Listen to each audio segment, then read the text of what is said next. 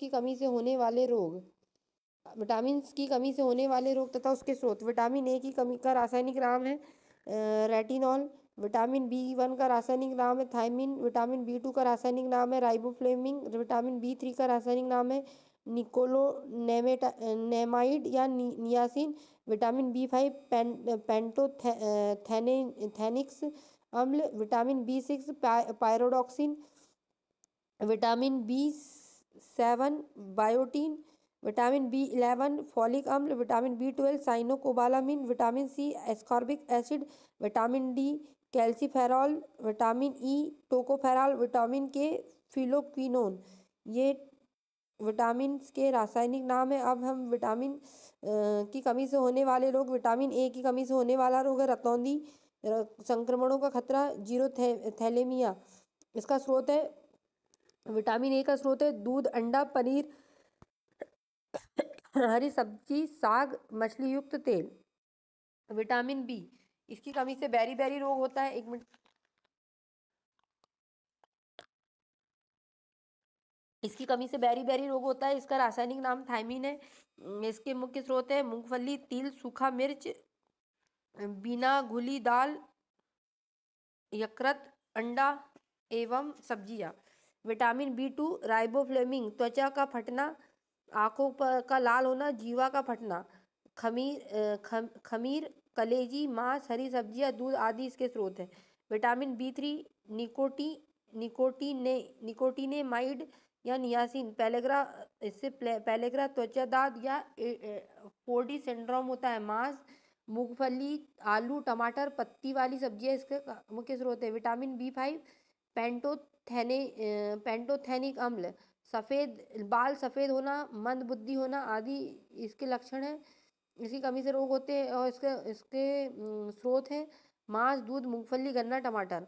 Vitamin B 6 pyridoxine, anaemia, त्वचा रोग होता है इससे। यकृत, मांस और अनाज खाना चाहिए इसके लिए। बायोटीन बी 7, विटामिन बी 7 लकवा, शरीर में दर्द, बालों का गिरना, मांस, अंडा, यकृत, दूध का इसका स्रोत है। फॉलिक अम्ल बी 11 एनीमिया और पेचिस रोग, दाल, यकृत, सब्जियां, अंडा और सेब खाना पड़ता है। बी 12 साइनोकोबालामिन, एनीमिया और पांडु रोग होता है। मांस, कलेजी और दूध खाना पड़ता है।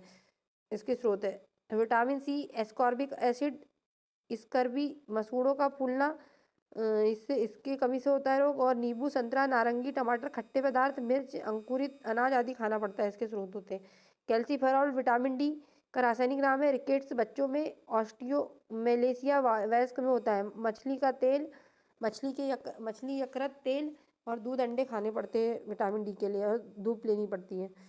टोकोफेरॉल विटामिन ई का रासायनिक नाम है जनन शक्ति का कम होना, इसका रोग होता है। पत्ती वाली सब्जी, दूध, मक्खन, अंकुरित गेहूं, वनस्पति का तेल। विटामिन के फिलोक्विनोन, रक्त का धक्का न बनना, टमाटर, हरी सब्जी, आंतों में आंतों में भी उत्पन्न होता है। और आंत्र जीवाणु विटामिन बी 12 का मुख्य स्रोत है। आंत्र के जीवाणु विटामिन बी 12 का मुख्य स्रोत है। खनिज लवण।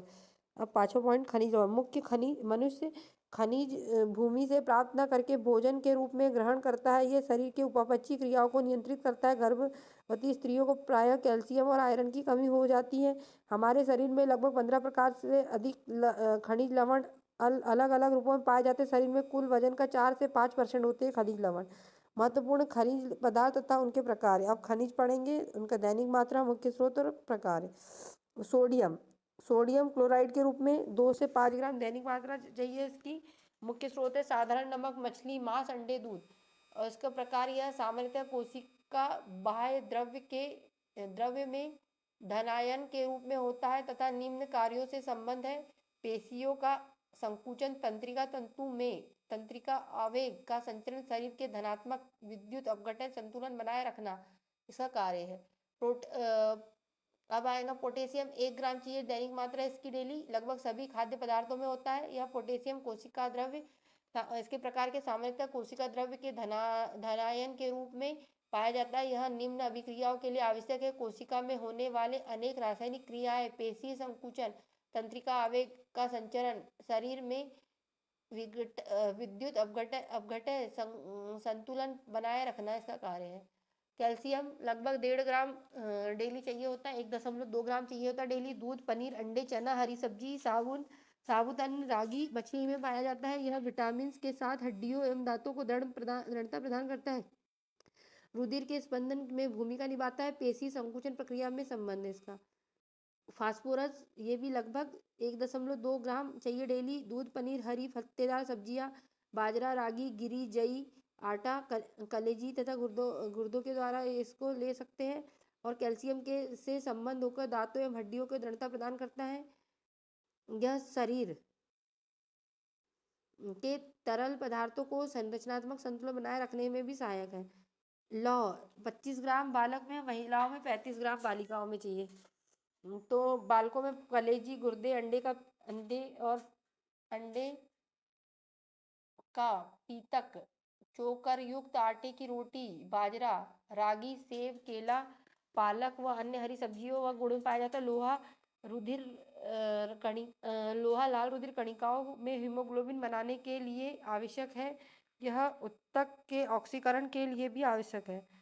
आयोडीन 20 ग्राम चाहिए डेली। मछली, समुद्री खरपतवार, पत्तेदार सब्जियां, आयोडीन, नमक। यह थायराइड ग्रंथि द्वारा स्रावित थायरॉक्सिन हार्मोन्स के संश्लेषण के लिए आवश्यक है।